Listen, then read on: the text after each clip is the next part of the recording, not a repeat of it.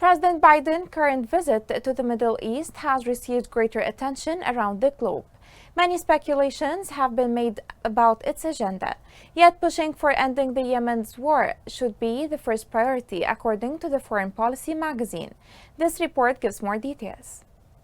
The United Nations has called the war in Yemen as the world's worst humanitarian crisis. Yet even that designation hardly captures the full extent of misery endured by its people over 7 years of violence and unrelenting war. The Foreign Policy in Focus magazine said if the conflict in Yemen is to end, the US must engage in enhanced diplomacy and cut off the flow of weapons and other military support. They added the Congress must also address the constitutional issues raised by US involvement in Yemen. Despite the absence of congressional approval, the US has continuously backed Yemenis against the Houthis since 2015 by providing nearly $60 billion of military support and weapons. The magazine revealed that President Biden's previous pledge to withdraw U.S. support from offensive operations in Yemen has so far proven empty. His administration still provides critical U.S. maintenance of Saudi warplanes, conducting deadly airstrikes in Yemen, thus making this already unclear distinction of offensive versus defensive weapons is essentially meaningless. Yemen-based aid workers said everyone is frightened.